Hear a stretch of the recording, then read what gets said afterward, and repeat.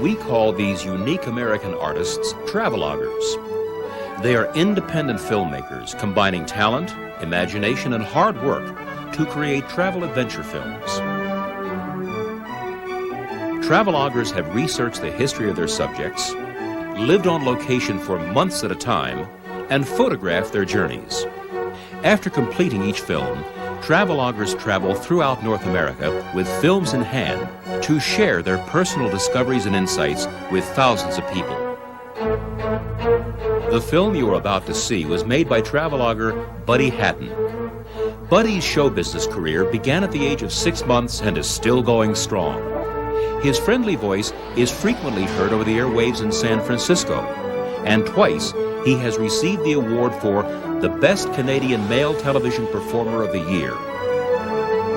The gleam in his eye and warmth in his voice have made him a favorite among travel lecturers. And now, let's join Buddy Hatton as he shares an insightful look at the Emerald Isle in his film, Song of Ireland.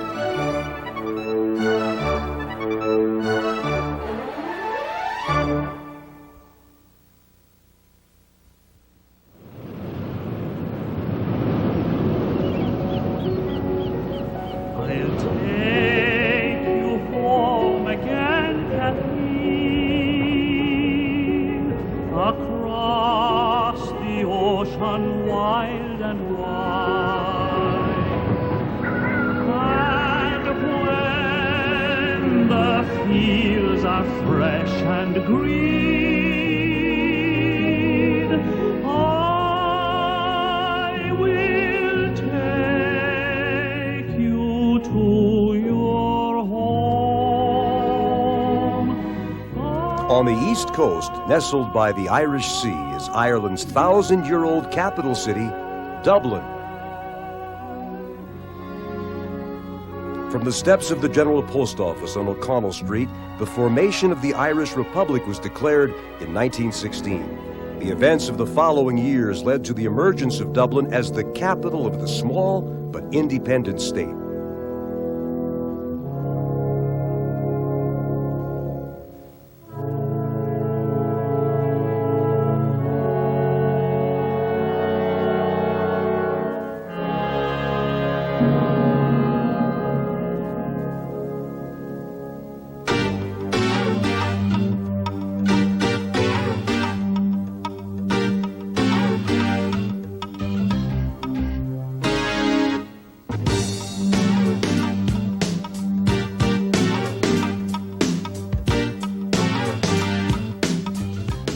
Today, Dublin is the political and economic center of this region and is rich with Irish history and culture. In the heart of Dublin is O'Connell Bridge, which is wider than it is long, crosses the River Liffey. North of the bridge runs O'Connell Street, also named for Daniel O'Connell, a civil and human rights advocate. O'Connell Street is a wide avenue of cafes, restaurants, stores, and the famous old General Post Office. At the head of the street is the famous statue of that Irish freedom fighter of the 1880s, Daniel O'Connell himself.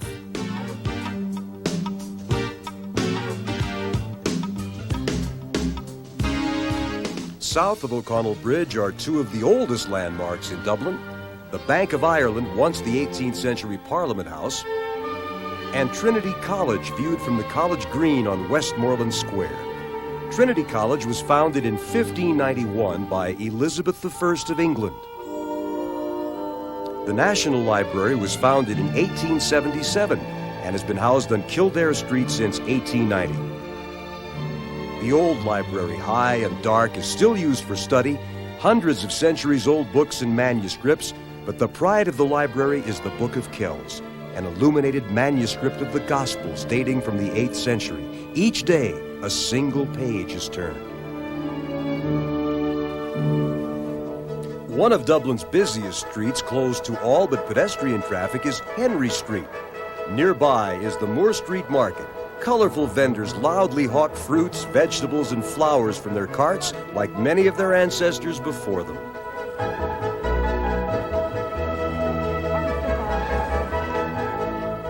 The fresh fruits and vegetables found on Moore Street begin their journey just a few blocks away in the produce market.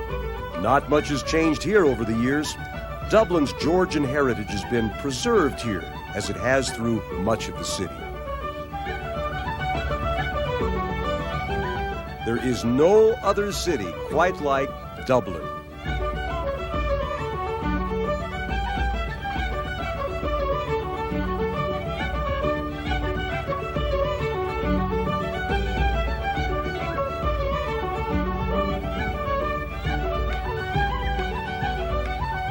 And for those who like to raise a pint, Dublin is a pub crawler's paradise. In 1198, the old Brazen Head started it all. There are more than 500 pubs, and some have some very interesting names. He lived on the dockside near Liverpool town, and he always went down to the thief and the vagabond. Everyone knew him as Dublin O'Shea. Some say he came from Killarney. Have another drink, boys. The Barry Fitzgerald pub is named for one of Ireland's most famous and beloved actors. It's located across the street from the Abbey Theatre, founded in 1904 by Lady Gregory and W.B. Yeats. Here's some of the world's most famous actors and writers started: Arthur Shields, Orson Welles, Sarah Allgood, George Bernard Shaw, and James Joyce. W.B. Yeats and Lady Gregory played a vital role in the Irish cultural renaissance of the early 1900s. Dublin is truly a wonderful city for theater. Parnell Square is dedicated to the memory of Charles Stewart Parnell, founder of the Irish National League in 1885. Although a popular folk hero, Parnell fell from grace when the scandal of his longtime love affair with Miss Kitty O'Shea came to light and his wife divorced him. Parnell died in 1841, some say as a result of his indiscretions. Time has forgiven him his affair and remembers him rather as a great hero for Irish independence.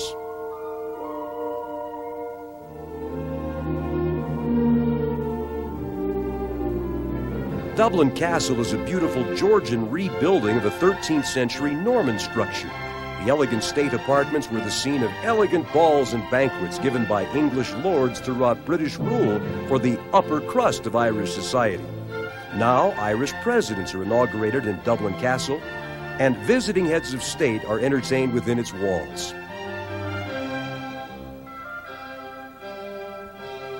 Leinster House is the seat of Irish Parliament. The design of the White House in Washington, D.C. is based on Leinster House. Dating from 1864, the National Gallery houses more than 2,000 works of art, including a large collection of Irish landscape paintings and a collection of Dutch masters.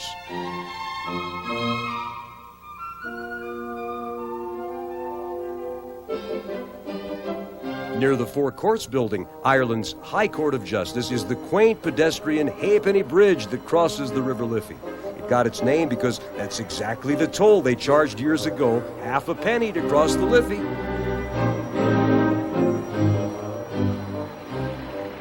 There are dozens of beautiful parks in Dublin, but the most famous is St. Stephen's Green.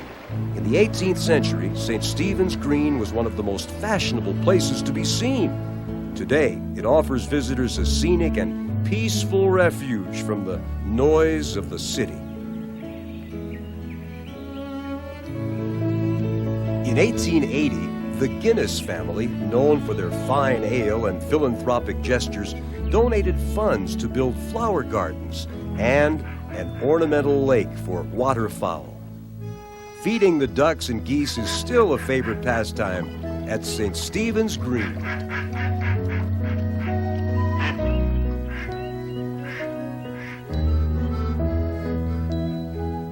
Some of Dublin's finest houses face Merrion Square. Colorful doorways flanked by gracious columns are topped with intricately detailed fan lights. No two are alike.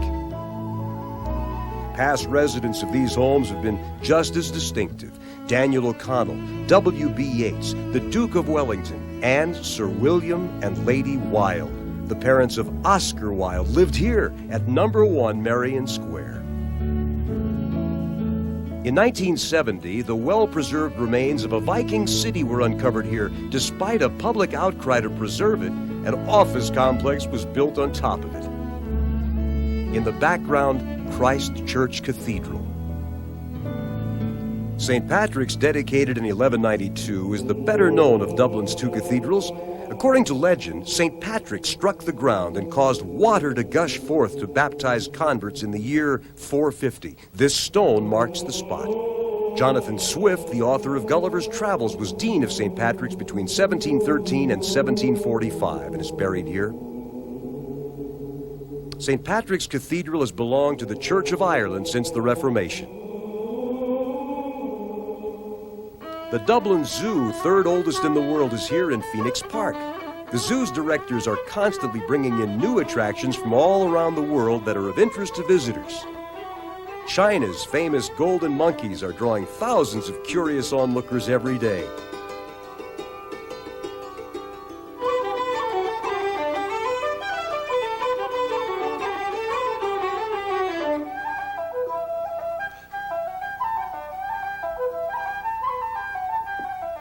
The Dublin Zoo is truly an animal lover's paradise.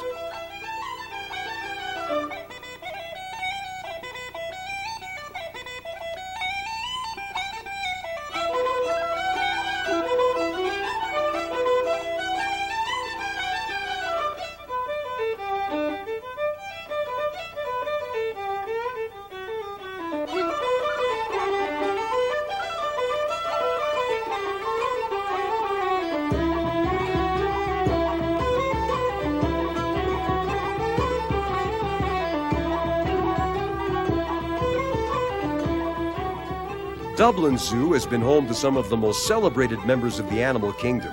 This is the great-great-grandson of Leo, the MGM Film Studios lion. Leo was born here in 1920.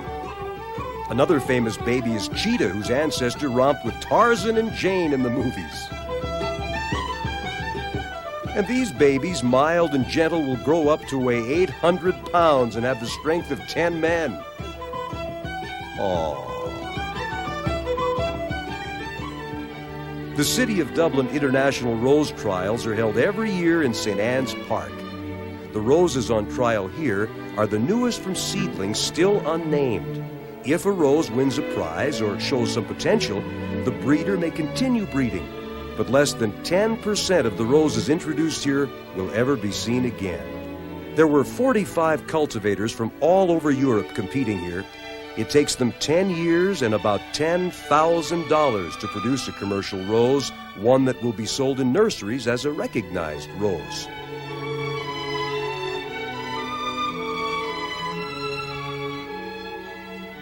The Irish Rose Festival is held every year in late July or early August in Dublin.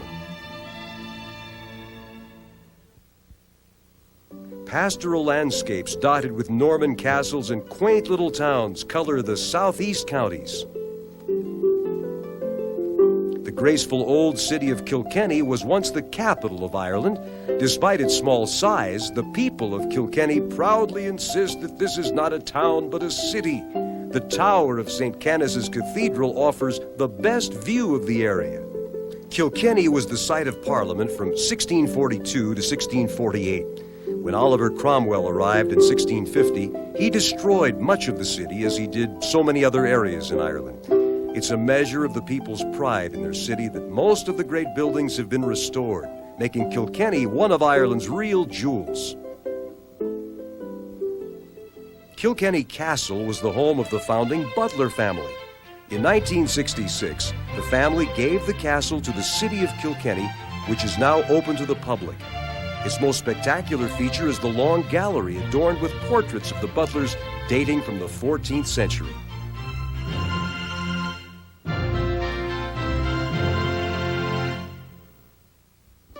The tiny village of Dundrum is located in County Tipperary, known for its excellent pasture lands and livestock. Jaunting carts carry visitors to the Dundrum House, a beautiful Georgian mansion surrounded by 2,400 acres of lush green countryside. The estate was once the home of Irish chieftains, the O'Dwyers. The present owners have restored the house as a lovely inn catering to discriminating guests. Just outside the hotel, some of the best steelhead and trout fishing in Ireland awaits the crafty angler. Have you ever dipped a line in more beautiful surroundings? You talk about Irish green. Surely for dinner tonight it'll be wonderful trout from the icy cold streams of Dundrum in County Tipperary. Legend has it that St. Patrick likened the shamrock to the cross and explained the concept of the Holy Trinity to listeners as he preached at the Rock of Cashel. The rock and its fascinating collection of ruins rises 200 feet above the surrounding plains. Visitors are welcome to climb the top to view an 11th century tower, a 13th century cathedral, and several other structures and monuments. Ballyporeen would be just another pretty village if it weren't for the fact this is the ancestral home of former President Ronald Reagan. The townspeople's grandest day came when President and Mrs. Reagan visited here in 1984. Just stop by the Ronald Reagan pub and they'll tell you all about it. On the outskirts of Ballyporeen lies the centuries-old Templetenny Cemetery. Here, Michael Reagan, Ronald Reagan's great-grandfather, is buried, along with Michael's own ancestors. It's a peaceful place.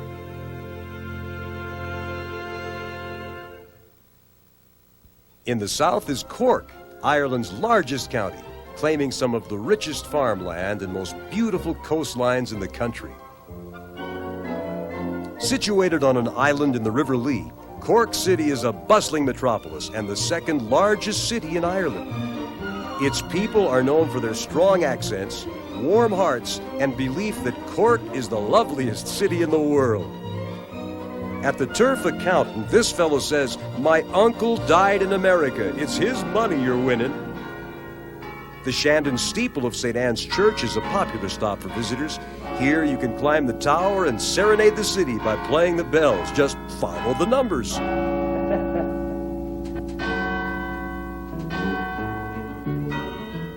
what do you think of first when someone mentions Blarney Castle?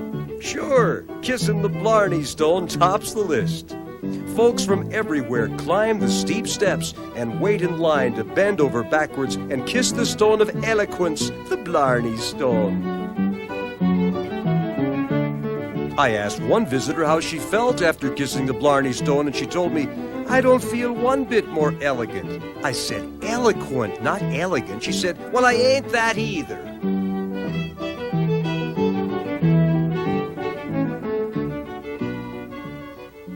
"5 miles down the harbor from Cork City is Cove. From this pier, thousands of immigrants left the poverty and political unrest of Ireland with the hope of a better life in the United States. Ironically, this was also the last port of call for a luxury liner named the Titanic. 18 miles south of Cork City is the port town of Kinsale. It's a joy for sightseers. For a community of less than 2,000 people, Kinsale has far more than its share of beauty, historical interests, and gourmet restaurants. It was once a naval port, but now it's known for its fishing industry and its fine, natural harbor. It's a great spot to fill your photo album with lots of colorful pictures.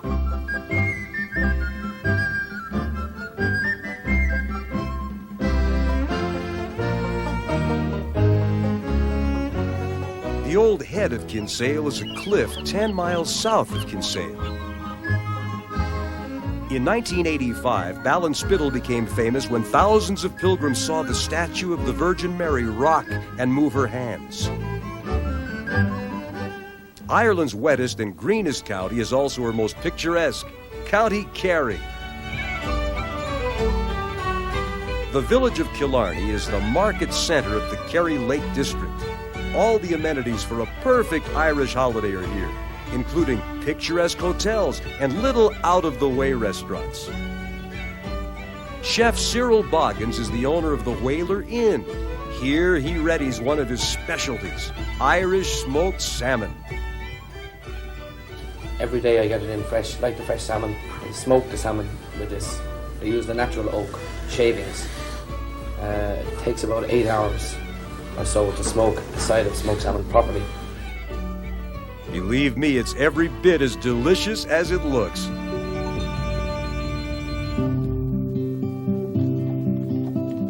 The Great Southern Hotel is the largest in Killarney, with 180 rooms, beautiful gardens, and an exceptional restaurant. The hotel is only open during the summer months, but it's a perfect spot to begin a tour of County Kerry.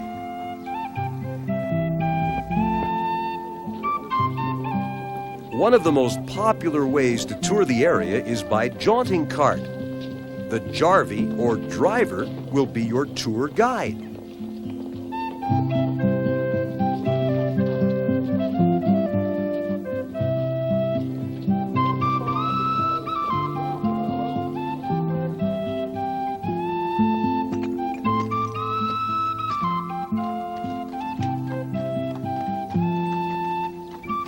The enchanting 10,000-acre Muckross estate is a must-see for visitors. Here, the last of the Kerry cattle graze. Only 50 of them are left in the world. The Tudor-styled Muckross house was built in 1843. The entire estate now belongs to the National Parks and Monument Service. Everything is kept exactly as it was 150 years ago. The Muckross house is only open in the summer. Like the rest of Killarney, rests during the winter months. A huge staff of servants and cooks prepared many important dinners in this kitchen.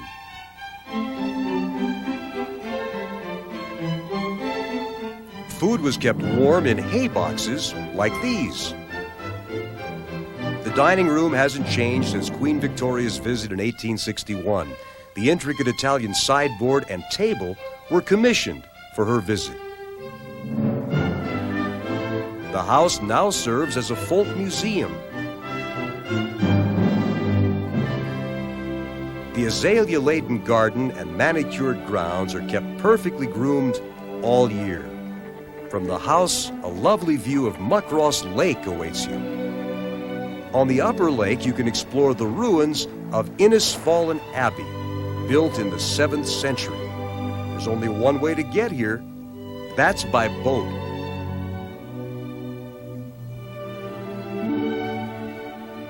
While on Innisfallen Island, take a moment to enjoy another view of the meeting of the waters and Old Weir Bridge. Well, no matter what the weather, a journey around the 110-mile Ring of Kerry on the Ivernaw Peninsula is unforgettable. Speaking of the weather, the Irish say, if you look at a mountain and see the top, that means it'll rain tomorrow. If you can't see the top, it's raining now. Hundreds of different wild flowers add lots of color to your adventure.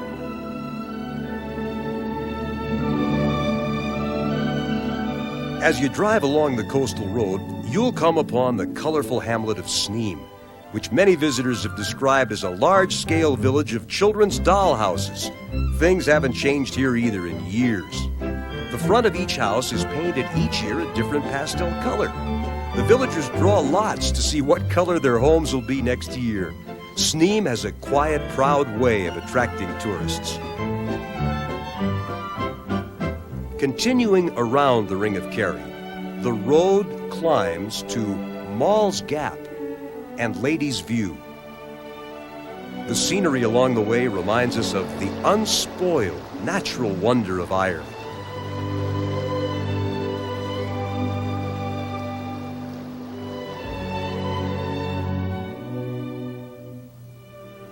At the top, Lady's View provides an outstanding view of the Upper Lakes and the largest lake of all, Loch Lean.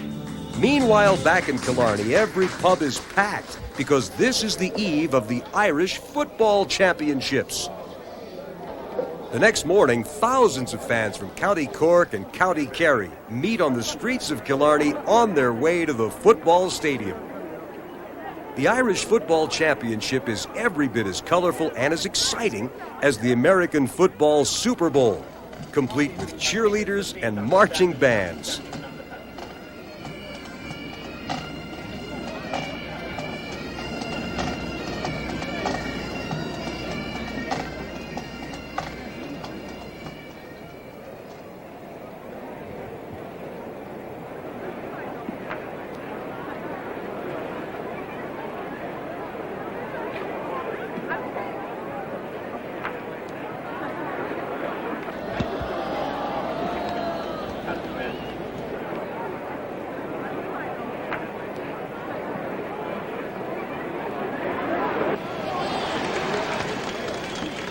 is a grand day for Kerry. The local lads win the Irish Football Championship.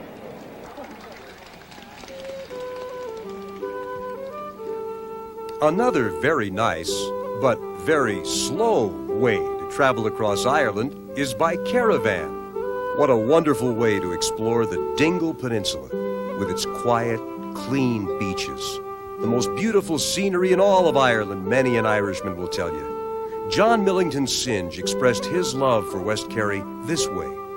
One wonders in these places why anyone is left in Dublin or London or Paris, when it would be better to live in a tent or hut with this magnificent sea and sky, and to breathe this wonderful air which is like wine in one's teeth.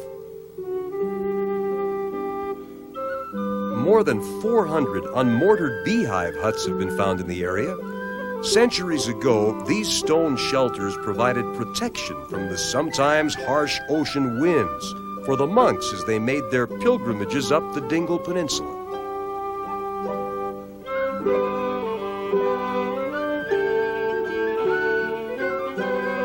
Nearby is the Gallerus Oratory, which dates to the 8th century.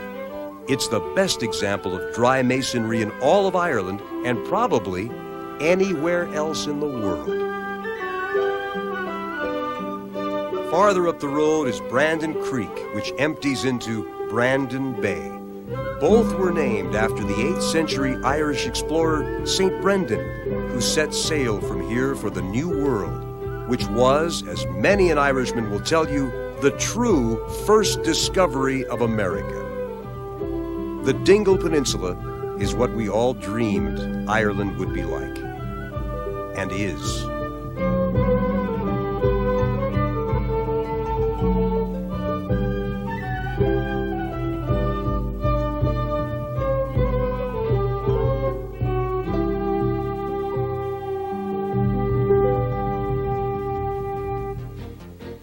The Midwestern counties contain a richly textured variety of landscape and at least 40 shades of green. In Western Ireland, we visit County Clare, home of Shannon Airport, a popular port of entry because of its duty-free shop. What started as a small kiosk in 1947 grew into the world's first duty-free airport with a massive superstore catering to travelers from around the globe hungering for Irish goods. Now, how many times have you said after you got back home, why didn't I buy this or that while I was there? Now I'll never get it lest we go back. Well, the bright folks at Shannon capitalized on this idea and started the Shannon mail order business, publishing their first catalog in 1954. The most popular items offered are Waterford and Galway Crystal. Like its parent duty-free store, the mail order company started on a very wee scale and quickly developed into a large, highly profitable export business. From the minute your order is received, the wheels start in motion. Your order is filled, sent to the shipping room, and sent back in the post to you. Irish coffee first saw the light of day when Shannon-based chef Joe Sheridan blended coffee, cream, and Irish whiskey together more than 40 years ago to warm the spirits of cold and weary passengers. You know you're really in Ireland when you arrive at Old Dirty Nellie's Pub and Bunratty Castle, which are just outside the airport on the banks of the River Shannon. In the 1950s, the castle was restored to its 15th century splendor. Here, visitors are served medieval cuisine and are serenaded by beguiling colleens in period costumes. The Bunratty Folk Park is a real gem. It's like stepping back into time. It contains more than 20 replicas of rural and urban houses exactly as they would have appeared to a visitor to Midwestern Ireland in the late 19th century.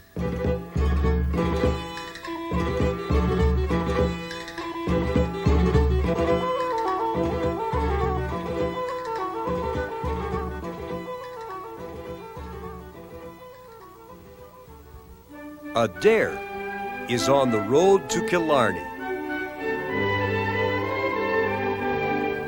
This well-tended village is admired for its many beautiful flowers and gardens, more typical of an English town than that of Irish. This is due to the influence of a 19th century English earl who lived here and developed the town. Adair is certainly picturesque. On the outskirts of the village are the ruins of 15th century Desmond Castle. Against this enchanting background, a private golf course mysteriously winds its way through the fortress grounds past an ancient 15th century cemetery. One golfer told me, "When your ball lands in here, it's a truly dead ball." This hardy tree, hundreds of years old, has grown around the headstone, which is even older. The narrowest streets in County Clare are found in the little town of Ennis. The bakery is famous for its soda bread. We were in Ennis for the Boys' National Hurling Championships of Ireland. The opening ceremonies are held each year at St. Flanagan Seminary, located on the edge of town. Every town in Ireland big enough to have a team is represented in Ennis today. Hurling is known by its fans as Murder Incorporated. The ball in the center of the field now. It is non-stop mayhem. Sets up a Corofin attack. Richard Gentleman. O'Reilly puts the ball in his stick. Ennis and County Clare win the Boys' National Hurling Championships of Ireland. If you are as charmed by Irish country life as most people, you might be curious about the price of homes here. This 3-bedroom house sitting on a corner lot in Ennis will sell for about $61,000. A 4-bedroom bungalow overlooking Limerick Road might sell for $73,000. It's just a mile from the center of town. A different 4-bedroom home with a garden and beautiful grounds could sell for about $80,000. This lovely Georgian-style abode has a drawing room with a marble fireplace and 4 bedrooms. It might sell for around $92,000. This brand new estate on 1.5 acres is called Graceland. It's for sale for $115,000. Perhaps you prefer a more rural environment. Here's one that just happens to be for sale, a real stud farm. Comes complete with a 2-storied mansion, and it's being sold completely furnished. Lovely entrance hall, beautiful parlor, and formal dining room.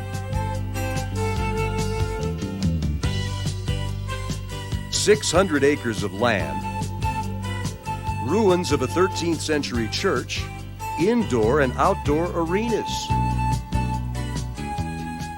Asking price, $1.75 million. Western Ireland is dramatic, with its mountains, stony fields, windswept cliffs, and centuries unchanged Aran Islands. Near the top of the list of Ireland's greatest natural wonders are the Cliffs of Moher, located along the coast between Lascanor and Doolin.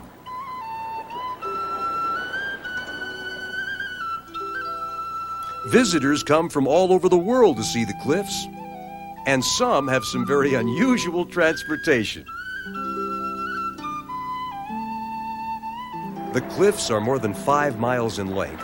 At their highest, rise more than 700 feet straight up from the sea.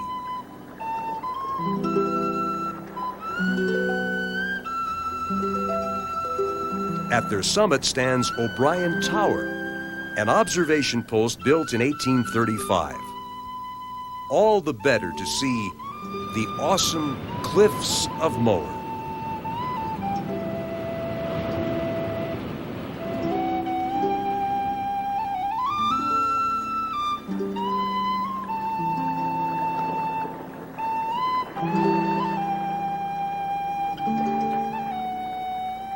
Just 15 minutes by air from Galway City are the 3 Aran Islands, Inishmore, Inishmaan, and Inisheer, inhabited long before recorded history and the true heart of Gaelic Irishness. For most of the world, the Aran Islands are famous for their warm, hand-knitted sweaters. But for a group of artists, writers, historians, and filmmakers, the islands are best loved for their folklore. Robert Flaherty's 1934 film Man of Erin brought the lives and traditions of these people to a worldwide audience, and not much has changed since then. Places and people don't change in Inishmore. Farmers still work their fields the old-fashioned way. They rake them by hand. Generations of the same families live in modest thatch-roof cottages surrounding the little village. The oldest church in the world can be found in Inishmore. It lies along a path that leads to the pre-Christian remains of the once great fort Doningus. It's a long climb to the old fort, and even the most stout-hearted take a moment for rest and refreshment, but the trek is well worth the effort. Perched on the top is 6,000-year-old stone Fort Doningus.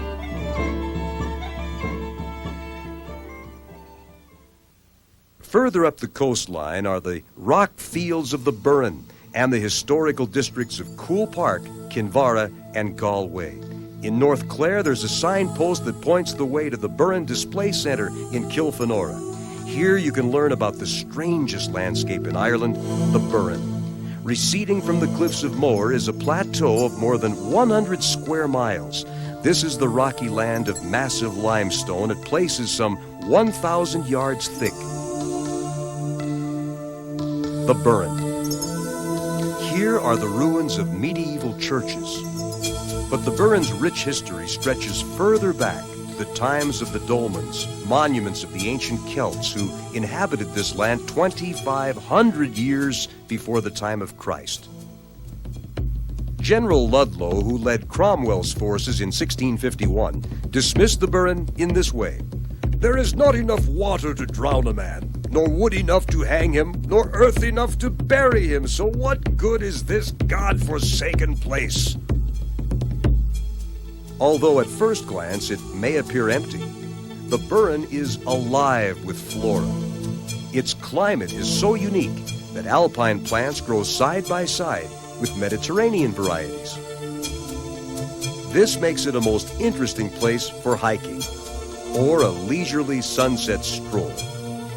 The Burren's beauty is at one time subtle and splendid.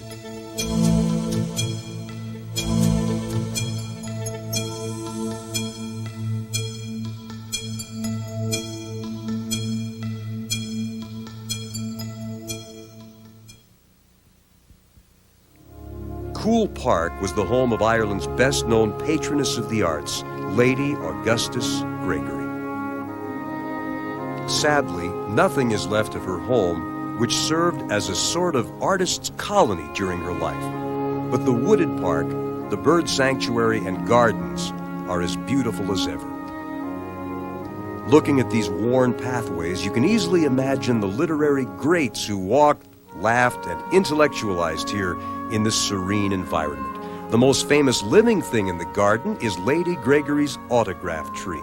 It is a giant copper beech on whose trunk the leaders of the Irish Cultural Revolution, James Joyce, George Bernard Shaw, Sean O'Casey, George Russell, and William Butler Yeats himself, left their initials as a sort of living guest book for their friend and mentor, Lady Augustus Gregory. In her memoirs, Lady Gregory wrote, "Can there be anything in this life more wonderful than sharing the beauty of nature with those you love the most? I love my dear friends, and I love my autograph tree." Lady Augustus Gregory. Nearby, W.B. Yeats spent some of the happiest and most prolific years of his life at Thor Ballylee. In 1917, Yeats bought this old Norman tower, also known as Ballylee Castle, for the grand sum of £35. It became his symbol and his monument, as well as where he lived with his small family. And he wrote some of his greatest poetry here at Thor Ballylee. These are the Griffins, a 20th century Irish family as Irish can be. The Griffins own and operate the Old Plaid Shawl Pub in Kinvara, County Galway. The children take pride in helping their parents, John and Denise, make every patron really feel at home in the pub, and they do a booming business at the Old Plaid Shawl.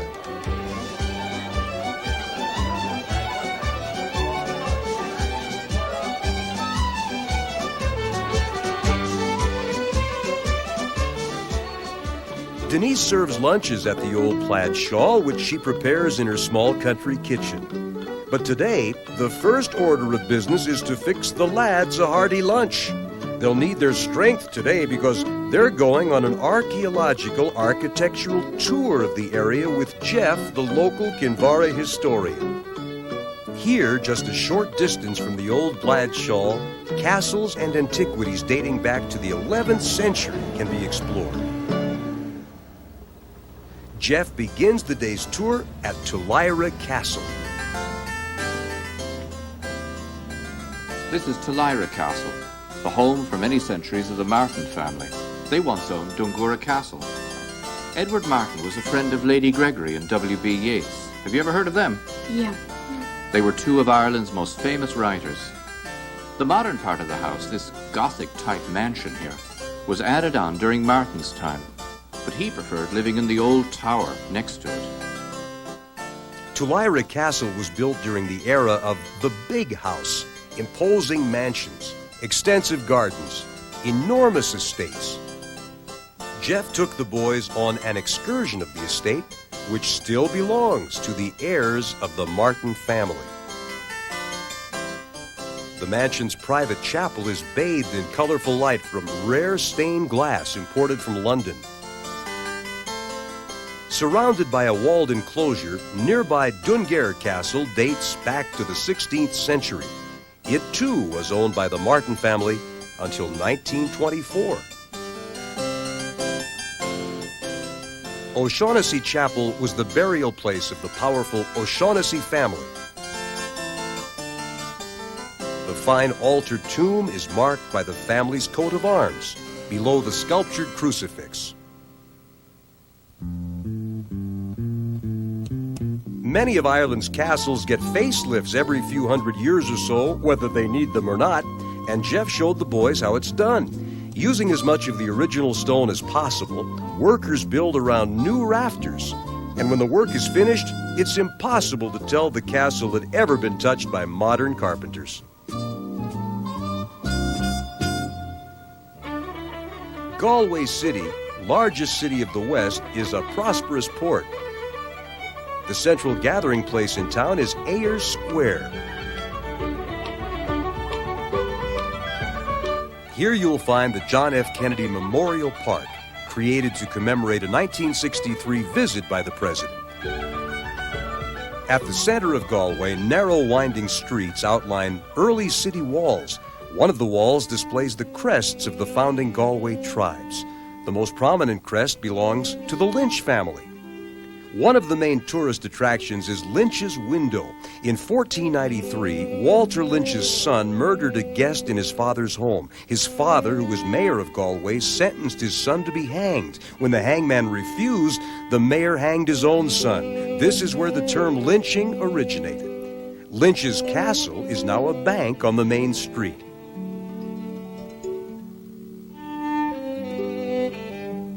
The Church of St. Nicholas is the largest parish church of the medieval period of Ireland.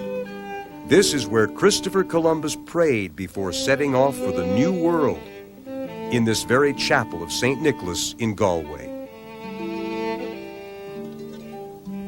Centuries ago, Galway developed important trading links with Spain. The Spanish influence is still visible throughout the city. All that remains of the elaborate wall that surrounded Galway in the 15th century is the Spanish Arch.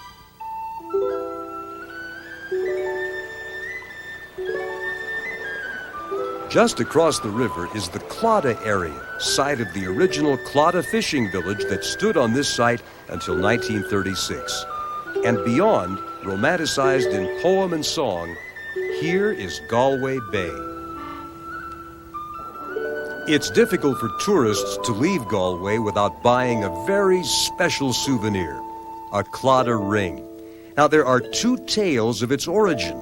In the first, a princess decided to drown herself in the river after the unhappy end of a love affair. Just as she was about to plunge into the cold, dark water, a beautiful white dove flew over and dropped a ring into her lap. She accepted this gesture as a sign of peace and friendship, and she lived happily ever after. The second version is not nearly as colorful, but is probably more accurate. The Joyce family, one of the original 14 tribes of Galway, had a son named James. Now, in those days, the Spanish imported and exported goods to and from the Claddagh. James went on a trip with the traders to Spain. His ship was attacked by pirates, and he was taken to Africa as a prisoner. In Africa, he learned the art of goldsmithing. After 20 years, he was given his freedom. He returned to Galway with an idea for a ring, which he fashioned with a heart and two hands clasped together, symbolizing love, peace, and friendship. The Claddagh fishermen thought so much of James' ring, they used his design for their wedding rings. Today, the Claddagh ring is made exactly the way that James first created it in this very room. Popular with visitors and locals alike, the Claddagh ring is still worn as both friendship and wedding rings. The Claddagh ring is the perfect, totally Irish gift. Traveling north, the counties of Galway, Sligo, and Mayo capture the rugged textures and charm of northwestern Ireland. On the outskirts of Galway, the signs suddenly read only in Irish. This is the beginning of the Connemara, one of the most beautiful regions of Ireland and one of the most barren.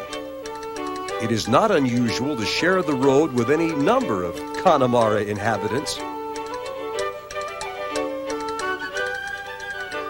Not much traffic to interfere with this tennis match.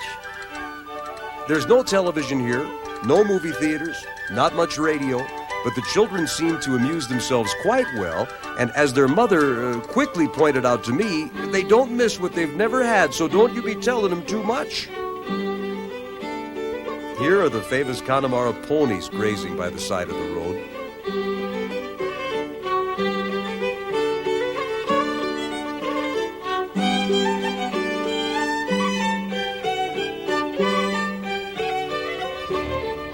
The Egan brothers worked the land which has been in their family since the 14th century. Tons of rock had to be cleared before anything could be planted here, and judging from the number of stone walls in the area, I'd say that alone took a couple of centuries. In other areas of the Connemara, you see fields of peat, known as the bogs. Peat is still the only fuel used to heat many homes here, has a distinct aroma that you never forget.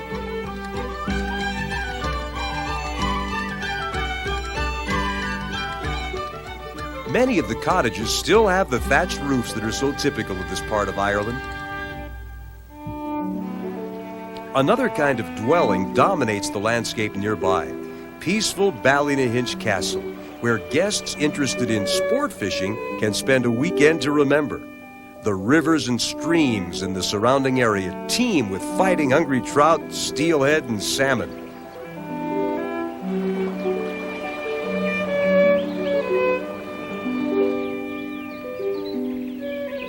In the village of Cong is the Quiet Man Pub. This spectacular setting is where the John Wayne movie, The Quiet Man, was filmed. To many visitors, the highlight of their Irish vacation is staying in the magnificent 13th century Ashford Castle, with its challenging golf courses and perfectly kept grounds. Rooms here are very expensive, but where else in the world will you be treated like the royalty that the Ashford Castle was built to accommodate?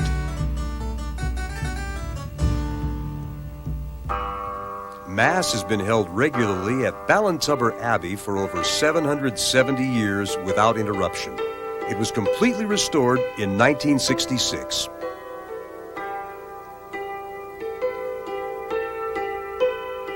On the 21st of August, 1879, several local people claim to have seen an apparition of three figures at the Church of St. John the Baptist in Knock, the central figure being the Virgin Mary. The local bishop convened a commission of inquiry which accepted the apparition was genuine. Since that time, Knock has been recognized as a Marian shrine. Pilgrims come from all over the world to pray at the site of the original wall where the miracle occurred. A huge church capable of holding 20,000 worshipers was dedicated in 1976. Thousands of pilgrims parade from the new cathedral to the original scene of the miracle, the little church of St. John the Baptist. This procession follows Mass every evening and twice on Sundays. Hundreds of people claim to have been cured here, but many skeptics believe that the only miracle that ever occurred here was when Monsignor James Horan convinced the Irish government to spend £8 million to build an airport on the top of a nearby mountain to promote tourism here.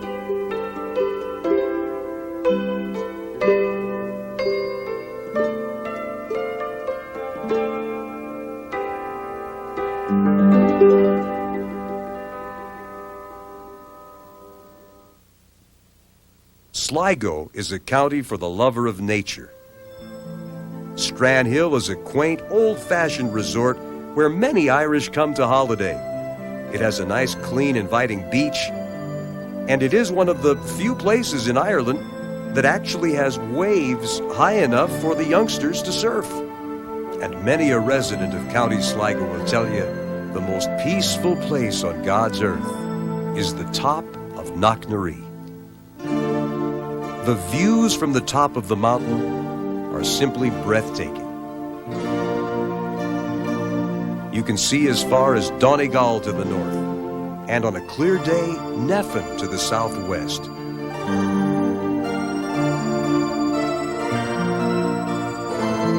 In this peaceful setting on top of Knocknaree, William Butler Yeats spent much of his time immortalizing in verse the scenery of County Sligo so much that County Sligo is often called Yeats Country.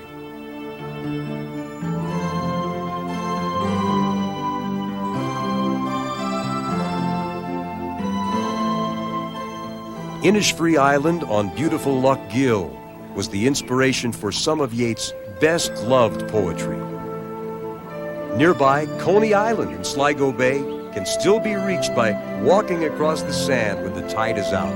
The route is marked by pillars and playful buoys. It gave its name to the pleasure ground of New York, Coney Island.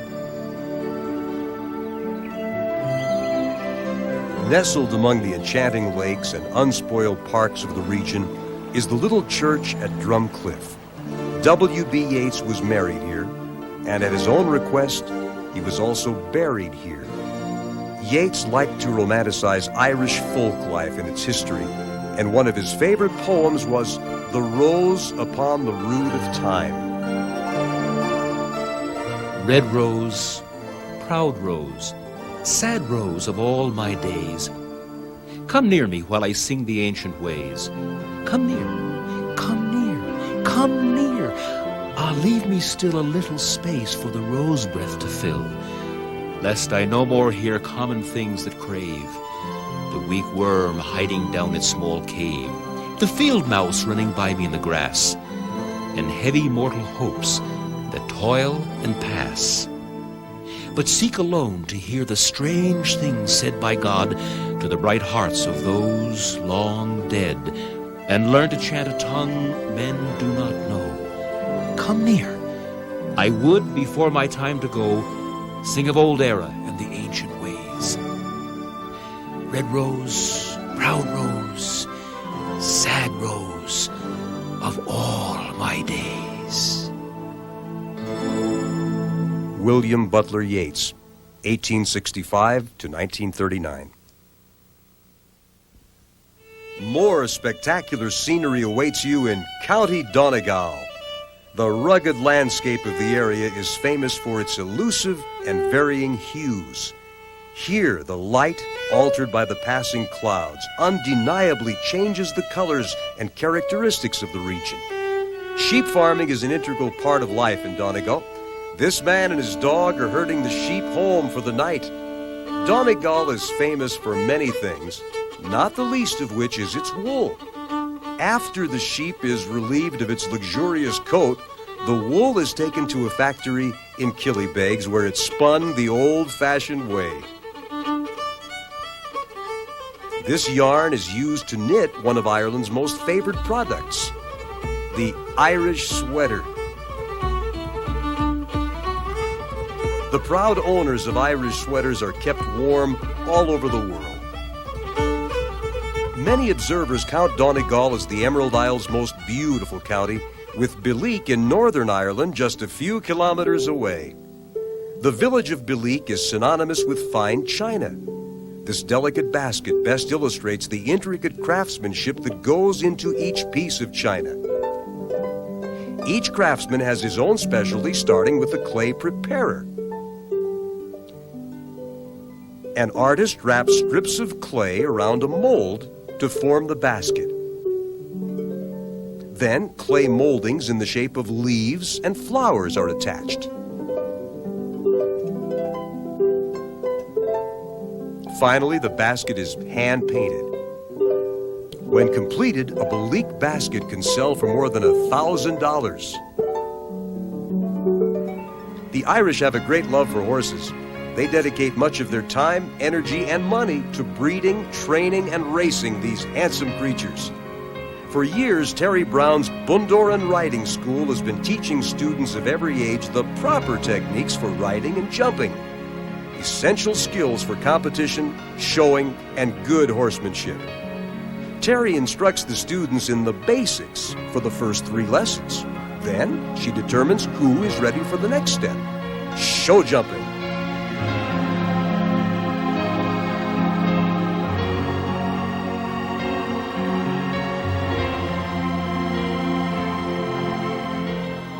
After a tough workout, the students and their mounts are treated to a great romp on the beach. Here, horse and rider become one with the wind as they dance through sea spray in the sheer ecstasy of the run.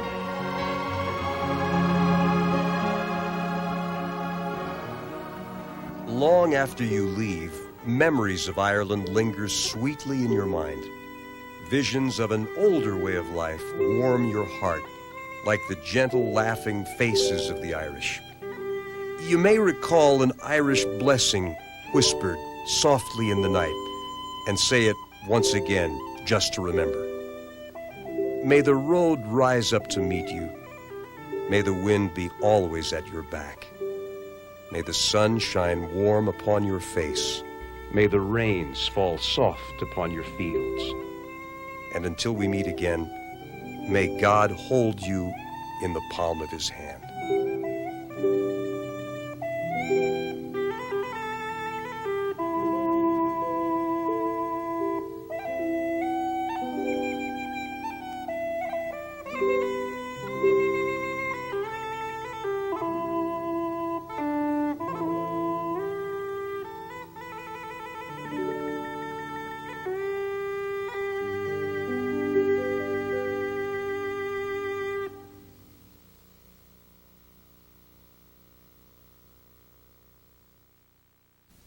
We hope you thoroughly enjoyed this European travel experience.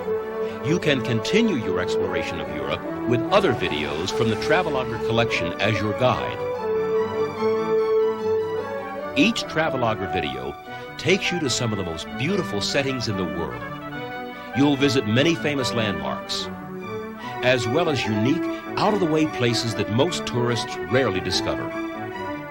Encounter colorful pageantry and cultures that are vastly different from our own. You may even uncover your own heritage. One thing is certain, an excursion through the entire Traveloguer collection will greatly increase your understanding and appreciation of the world in which you live. To start or build your own Traveloguer library, call our toll-free number today.